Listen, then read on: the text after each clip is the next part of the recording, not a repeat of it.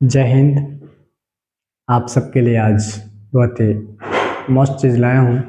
वो है, आप गत कक्षाओं में देखे कि जैव प्रक्रम का one liner, MCQ, fill in the blank, अति लघु प्रश्न, ठीक है। उसी के आगे आज हम लोग का जो रणनीति के माध्यम से आज हम लोग चलेंगे जैव प्रक्रम का सब्जेक्टिव क्वेश्चन पे।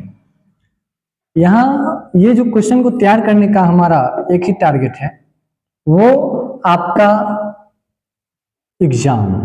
ये क्वेश्चन है आपका सब्जेक्टिव। आप इस बातों को समझिए कि मैं आपको कहना क्या चाह रहा हूं और कहता हूं तो क्यों कहता हूं। ये आपको क्वेश्चन जो है एनसीईआरटी बेस है, आपका पहला प्रायोरिटी है, पहला प्राथमिकता है आपका कि ये जितने भी प्रश्न है, अभी जितने भी आप इस क्वेश्चन में देखेंगे, ये टोटल 25 क्वेश्चन है। ये जैव प्रक्रम से ही बनाया गया क्वेश्चन है और इस क्वेश्चन पे सर्च भी किया गया है। तो अपनी भाषा है क्वेश्चन का और क्वेश्चन का अपना आंसर भी है। तो इसीलिए आप क्या कीजिएगा कि पहला जितने भी क्वेश्चन के स्लाइड आपको मिलेगा, उस क्वेश्चन के आपको अभी स्क्रीनशॉट ले लीजिए। इसके बाद जितने भी क्वेश्चन है सबको खुद से आंसर राइटिंग करिए। अभी आज खुद से क्या करना है, आंसर राइटिंग करना है।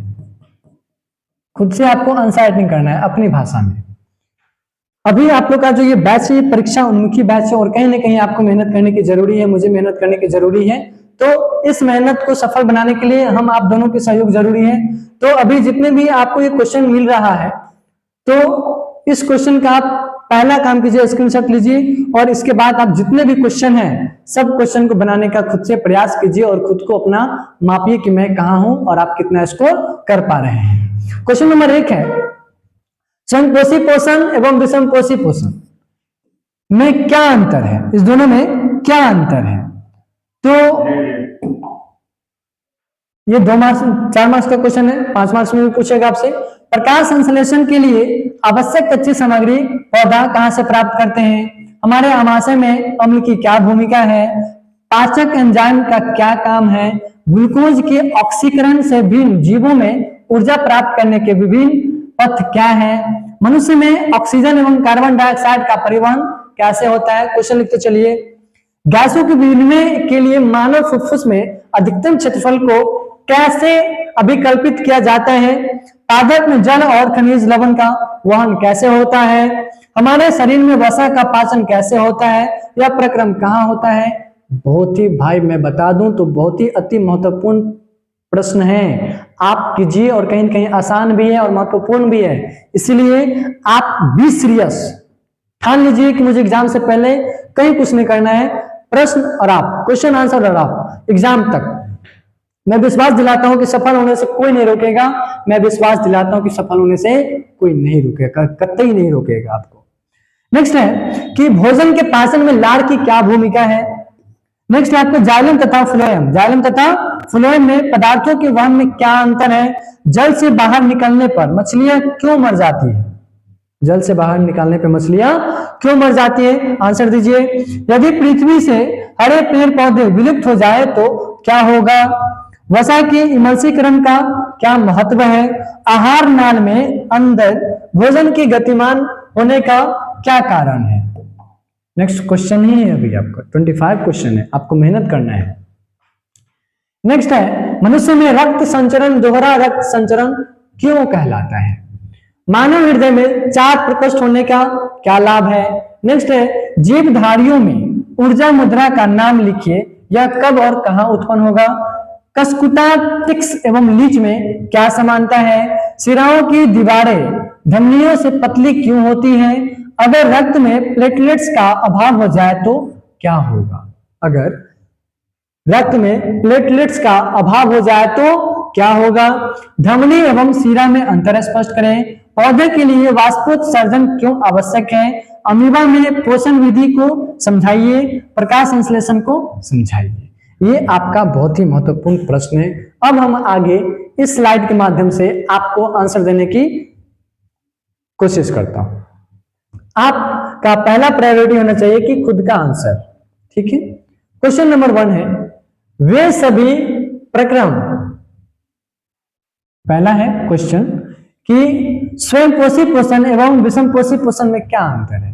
तो आपका कह रहा है कि स्वयंपोषी पोषण में जीव बाहर से कार्बन डाइऑक्साइड एवं जल ग्रहण करके क्लोरोफिल सौर प्रकाश की उपस्थिति में प्रकाश संश्लेषण की क्रिया द्वारा अपना भोजन स्वयं बनाते हैं, जबकि विषमपोषी पोषण में जीव प्रत्यक्ष या अप्रत्यक्ष रूप से स्वयं पोषित जीवों द्वारा निर्मित भोजन ग्रहण करते हैं। आपसे कोई पूछे कि जैव प्रक्रम किसे कहते हैं, तो क्या बताइएगा? वे सभी प्रक्रम जो सम्मिलित रूप से अनुरक्षण का काम करते हैं वो जैव प्रक्रम कहलाते हैं। आपका सेकंड क्वेश्चन है, प्रकाश संश्लेषण के लिए आवश्यक कच्ची सामग्री पौधा कहां से प्राप्त करते हैं। तो क्वेश्चन है आपका आंसर कि प्रकाश संश्लेषण के लिए पौधा जल मुद्रा से, कार्बन डाइऑक्साइड से, वायुमंडल से एवं ऊर्जा सौर प्रकाश से प्राप्त करते हैं। हमारे आमाशय में अम्ल की क्या भूमिका है? बहुत ही महत्वपूर्ण प्रश्न, ये आएगा ही आएगा, पूछेगा ही पूछेगा आपको। हमारे आमाशय में अम्ल भोजन के साथ आए हानिकारक जीवाणुओं को नष्ट करता है तथा माध्यम को अम्लीय बनाता है, जो पैप्सिन एंजाइम की क्रिया में सहायक होता है, लेकिन अधिक मात्रा में अम्ल अम्लीयता एसिडिटी पैदा करता है। इसलिए हमारे आमाशय में अम्ल की भूमिका है।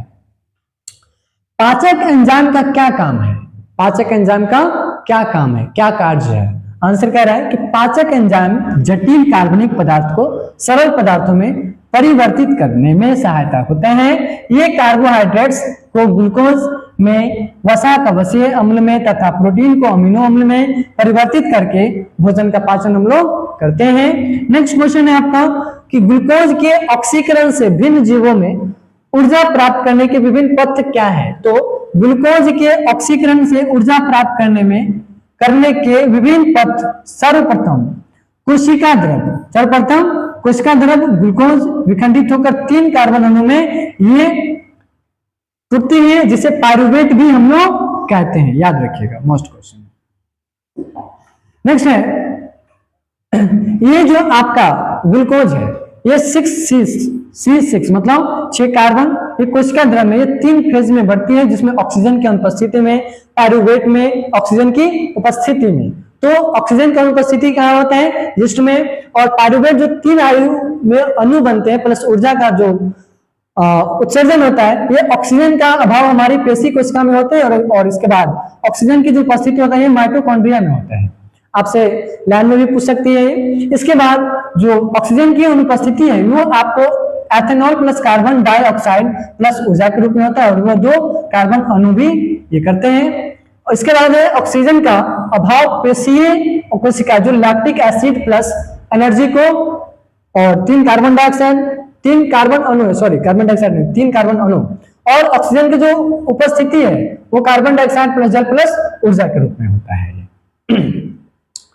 मनुष्य में ऑक्सीजन एवं कार्बन डाइऑक्साइड का परिवहन कैसे होता है? मनुष्य में ऑक्सीजन एवं कार्बन डाइऑक्साइड का परिवहन कैसे होता है? तो हमारा आंसर है कि मनुष्य में ऑक्सीजन एवं कार्बन डाइऑक्साइड का परिवहन मनुष्य के रक्त की लाल रक्त कणिकाओं में उपस्थित लाल वर्णक हीमोग्लोबिन द्वारा होता है।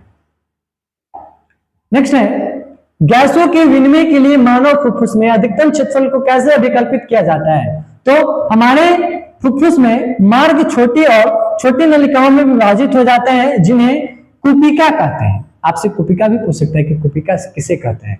तो हमारे फुफ्फुसों के मार्ग छोटी और छोटी नलिकाओं में विभाजित होते हैं, जिसे कुपिका कहते हैं। कुपिका एक सतह उपलब्ध कराती है जिससे गैस का विनिमय हो सके, और इस प्रकार गैसों के विनिमय के लिए मानव फुफ्फुस में अधिकतम क्षेत्रफल की अभिकल्पित करते हैं। यही हमारा गैसों के विनिमय के लिए मानव फुफ्फुस में अधिकतम क्षेत्रफल को अभिकल्पित करते हैं।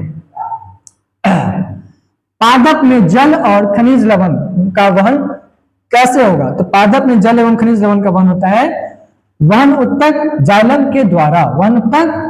के द्वारा। हमारे शरीर में क्वेश्चन हमारा कि हमारे शरीर में वसा का पाचन कैसे होगा और यह प्रक्रम कहाँ होता है? तो हमारे शरीर में वसा का पाचन क्षुद्रांत के ऊपरी भाग गृहिणी में होता है, जहां पित्ताशय से क्षारीय पित्त रस और पित्त नली द्वारा भोजन में मिलता है, जो भोजन के माध्यम को क्षारीय बना देता है, जिसे अग्न्याशय से प्राप्त पाचक रस सक्रिय होते हैं। पित्त रस वसा को इमल्सिफाई कर देता है तथा अग्न्याशय रस से प्राप्त लाइपेज एंजाइम इमल्सिफाई वसा का पाचन वसीय अम्लों में कर देता है। इस प्रकार के वसा का पाचन हमारे शरीर में क्षुद्रांत के ऊपरी भाग में होता है। भोजन के पाचन में लार की क्या भूमिका है?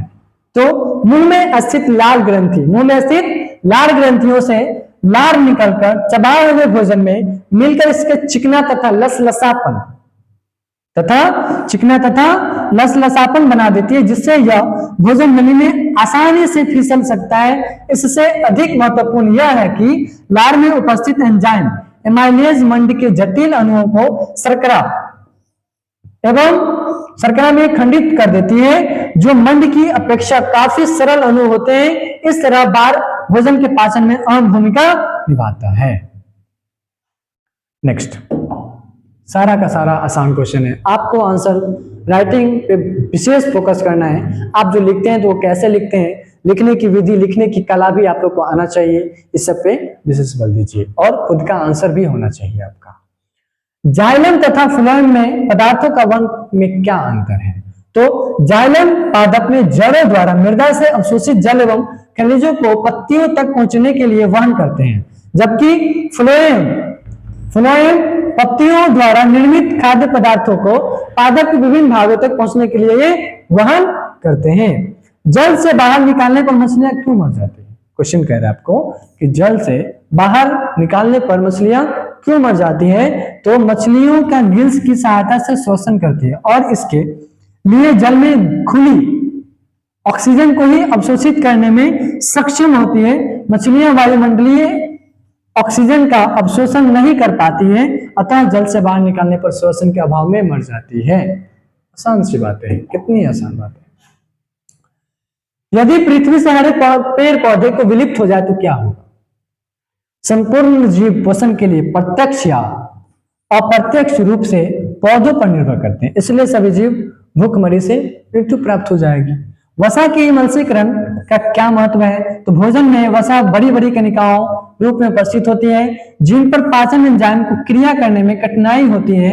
इमल्सीकरण में पित्तरस द्वारा वसा की बड़ी बड़ी कणिकाओं को यांत्रिक रूप से छोटी छोटी कणिकाओं में विभक्त कर देती है और इससे एंजाइम की क्रिया आसान हो जाता है। आसान क्वेश्चन सब, आसान कॉन्सेप्ट है, आपको बस बल देना है। आहार नाल में अंदर भोजन के लिए गतिमान होने का क्या कारण है?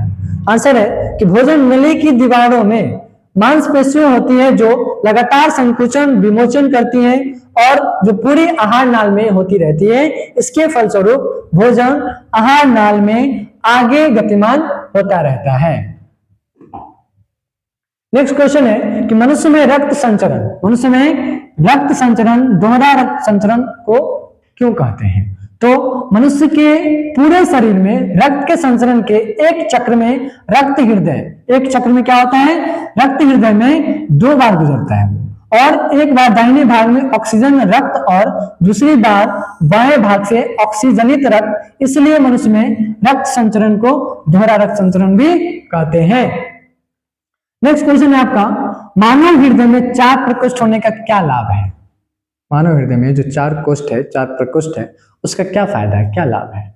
तो क्वेश्चन है आंसर कि मानव हृदय में 4 प्रकोष्ठ होते हैं। ये दोनों बाएं प्रकोष्ठ पूर्णतः दोनों बाएं प्रकोष्ठ से पृथक्कृत होते हैं। क्या होते हैं? पृथक्कृत होते हैं, जो ऑक्सीजन एवं अनऑक्सीजनित रक्त को आपस में मिश्रित होने से रोकता है। इससे ऑक्सीजनित रक्त संपूर्ण शरीर को उपलब्ध करने की क्षमता को बढ़ा देती है। इसीलिए हमारे मानव हृदय में 4 प्रकोष्ठ होने का लाभ है। नेक्स्ट क्वेश्चन, जीवधारियों में ऊर्जा मुद्रा का नाम लिखिए, यह कब और कहां उत्पन्न होती है? तो ऊर्जा मुद्रा का नाम है एंडिनोसिन ट्राइफॉस्फेट, जिसको एटीपी बोलते हैं और एटीपी का फुल फॉर्म भी आपको एमसीक्यू में पूछता है, तो इस पर ध्यान रखिएगा। इसका उत्पादन जीवधारियों में श्वसन के समय एवं पेड़ पौधों में प्रकाश संश्लेषण के समय भी ये होती है। कसकुटा टिक्स एवं लीच में क्या समानता है? तो तीनों ही परजीवी है। ये तीनों क्या है? परजीवी है। वे अपना भोजन पेड़ पौधों एवं जंतुओं से बिना उनका वध किए ही प्राप्त ये कर लेती है। नेक्स्ट है, शिरा की दीवारें धमनियों से पतली क्यों होती है? तो धमनियों में रक्त का प्रवाह हृदय से शरीर के विभिन्न भागों को अधिक दान के साथ होता है, जबकि शिराओं में रक्त शरीर के विभिन्न भागों में हृदय में एकत्रित होता है, जिसमें कोई अधिक दाब नहीं होता। इसलिए शिराओं की दीवारें धमनियों की अपेक्षा पतली होती है। नेक्स्ट, अगर रक्त में प्लेटलेट्स का अभाव हो, अगर रक्त में प्लेटलेट्स का अभाव हो तो क्या होगा? तो रक्त में प्लेटलेट्स का अभाव के कारण रक्त का थक्का बनने की प्रक्रिया रुक जाएगी। क्या हो जाएगी? जो हमारा बॉडी में जो रक्त है, इसके जो थक्का बनती है वो थक्का बनना बंद हो जाएगी, और जो चोट लगने पर हमको रक्त बहता है वो बहता ही रहेगा। इसलिए हमारे शरीर में खून की भी कमी हो जाएगी, तो इसलिए बहुत ज्यादा उसका अभाव है। धमनी एवं शिरा में अंतर, ये मोस्ट क्वेश्चन है, एमबीबीआई ये पूछेगा ही पूछेगा आपसे। धमनी एवं शिरा में अंतर, धमनी कहता है कि इसकी दीवारें मोटी होती है, मांसल, इलास्टिक और लचीली होती हैं, और इसकी दीवारें पतली, बिना लचक वाली होती हैं। इसमें ल्यूमेन संकीर्ण होते हैं और इसमें ल्यूमेन चौड़ा होते हैं। यह हृदय से रक्त से लेकर उसका संवहन संपूर्ण शरीर को कराती है, लेकिन यह शरीर में रक्त को लेकर के हृदय को यह करती है। इसमें कपाट वाल्व नहीं पाए जाते और इसमें कपाट वाल्व पाए जाते हैं। पौधे के लिए वाष्पोत्सर्जन क्यों जरूरी है, क्यों आवश्यक है? तो पौधे में वाष्पोत्सर्जन का महत्व है कि वाष्पोत्सर्जन की पौधे के लिए अत्यंत महत्वपूर्ण है, क्योंकि इसके द्वारा पौधे में उपस्थित अतिरिक्त जल की मात्रा को वाष्प के रूप में उत्सर्जित कर दिया जाता है। इससे पौधे में जल का नियमन होता है। सेकेंड है कि इसके द्वारा पौधे की उष्मा से रक्षा होती है, क्योंकि इसके द्वारा शीतलन होता है। और थर्ड है कि यह पौधों में एक खिंचाव पैदा करती है, जिससे जड़े मृदा जल को अवशोषित करके पौधे के ऊपरी भाग में पक्षियों तक प्रेरित कर पाते हैं। नेक्स्ट है, अमीबा में पोषण विधि को समझाइए। अमीबा में पोषण विधि को समझाइए। तो अमीबा है और ये आपका पोषण विधि है, मोस्ट कॉन्सेप्ट है और मोस्ट क्वेश्चन भी है। अमीबा अपना भोजन अपनी सतह पर उभरी अस्थायी अंगुलाकार, कौन सी आकार? अंगुलाकार, समझिएगा, संरचनाओं के माध्यम से ग्रहण करता है। भोजन के कण इन संरचनाओं से चिपक जाते हैं। ये प्रवर्ध संरचनाएं भोजन के कणों को घेर लेती है तथा संगलित होकर के खाद्य रिक्तिकाएं बनाती है। खाद्य रिक्तिकाओं के अंदर जटिल पदार्थों का विघटन सरल पदार्थों के में किया जाता है। ये सरल पदार्थ कोशिका द्रव्य में प्रसारित हो जाते हैं। बचा हुआ पदार्थ कोशिका की सतह की ओर गति करता है तथा शरीर से बाहर निकाल दिया जाता है। यही हमारा अमीबा में पोषण की विधि है। लास्ट क्वेश्चन, प्रकाश संश्लेषण को समझाइए। ये मोस्ट क्वेश्चन 2 मार्क में आपसे पूछेगा और इस पर आप विशेष बल के साथ इसका तैयारी कर लीजिए। आपको ऑब्जेक्टिव में भी इसका फॉर्मूला पूछेगा, इसलिए इस पर भी विशेष ध्यान देना है। सभी हरे पौधे क्या होते हैं? पर्णहरित की सहायता से सूर्य के प्रकाश की उपस्थिति में, किसकी उपस्थिति में? सूर्य के प्रकाश की उपस्थिति में कार्बन डाइऑक्साइड तथा जल उपयोग करके ग्लूकोज बनाते हैं। इस क्रिया के फलस्वरूप ऑक्सीजन गैस एक सह उत्पाद के रूप में प्राप्त होती है। यह प्रकाश संश्लेषण एवं जैव रासायनिक क्रिया है जिसमें जल का ऑक्सीकरण होता है तथा कार्बन डाइऑक्साइड का अपचयन होता है। कार्बन डाइऑक्साइड का क्या होता है? अपचयन होता है। रासायनिक अभिक्रिया का समीकरण जैसे कि 6 कार्बन डाइऑक्साइड प्लस 12 H2O, इसका जो उभर कर आएगा C6H12O6 plus 6 oxygen plus 6 H2O plus 6 73 KCl। ये आपका प्रकाश संश्लेषण का प्रक्रिया है और क्रिया है। तो मैं उम्मीद करता हूं, आशा करता हूं कि आपको समझ में आया होगा और बहुत अच्छा से आया होगा। आप इस वीडियो को अपने माध्यम से जितना हो सके उतना शेयर करिए और यही मेरा विनती है, यही हमारा रिक्वेस्ट है। आपका आशीर्वाद एवं धन्यवाद। आप सफल हो और मेहनत करेंगे और आगे बढ़े। धन्यवाद।